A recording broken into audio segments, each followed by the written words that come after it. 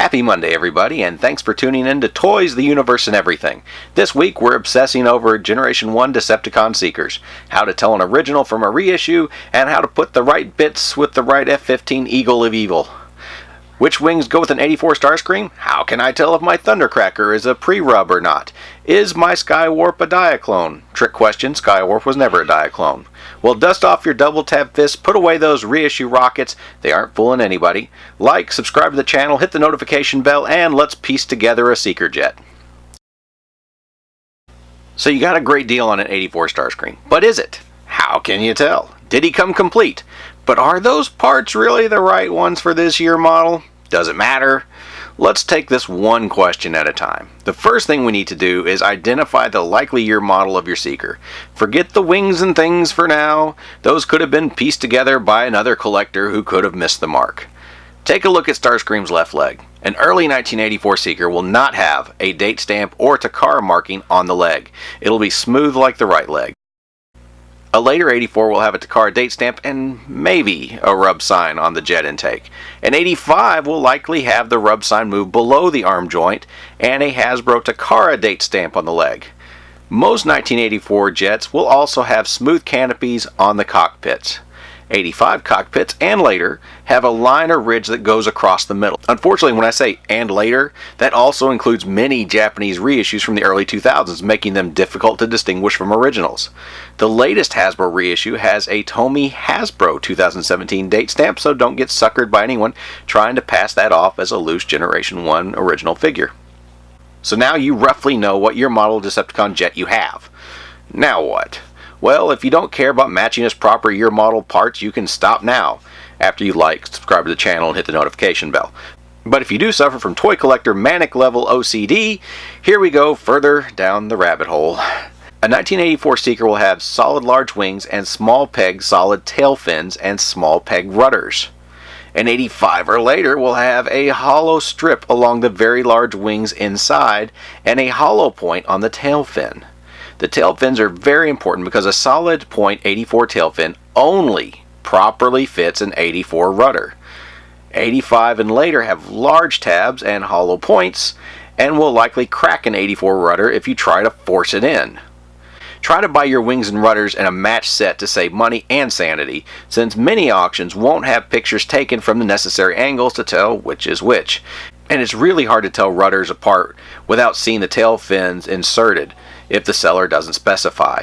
This is really the biggest pain to collecting parts for Seekers. The good news is, if you just want Starscream, Thundercracker, and Skywarp to look good on your shelf, reissue parts will fit Generation 1 originals. I'm not judging you.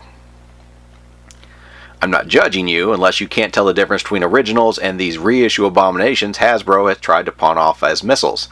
I mean, look at that. You don't need me to tell you that is wrong. That is ugly and wrong. At least the newest stateside release of Starscream comes with the modified double tab fists that can hold the pack-in Megatron accessory. Ah yes, double tab fists. What nonsense are you talking about, silly toy person? Well, if you look at the fists that come with a Seeker, they have this little tab on one or both sides. A single tab means it belonged to an 84 version Seeker. Double tabs belong to a late 84 or later Seeker. Both fit any version, but if you want to try to complete an 84 Starscream, Thundercracker, or Skywarp by the book, you need a single tab. One more thing to be aware of. If you have a Starscream launcher with a black trigger, you're fine. Sorry for the dramatic pause. Those were most likely the launchers included with the Robot Point mail-away Starscream. They are perfectly fine and official.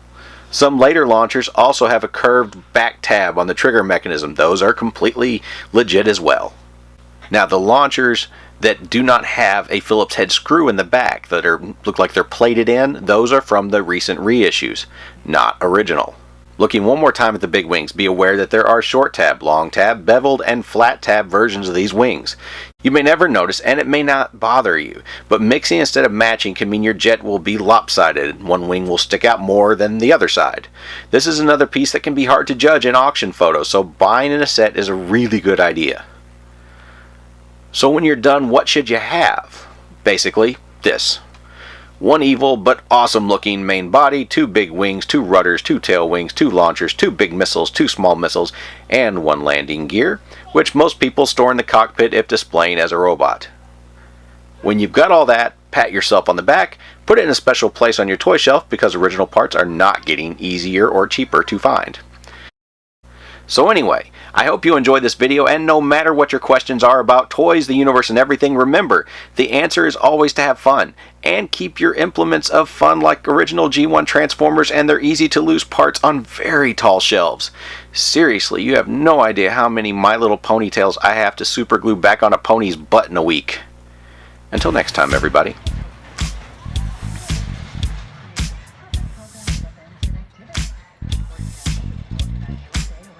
What is at school? Marshmallows. Marshmallows. What else? Sticks. Anything else? Apples. Apples. Yeah, but what was the main thing you were telling Nana the other day they had at school? Fire. Fire. Right. Okay. Yes. Okay. And paper. Very good, girl. Are you excited to go to school? Yeah.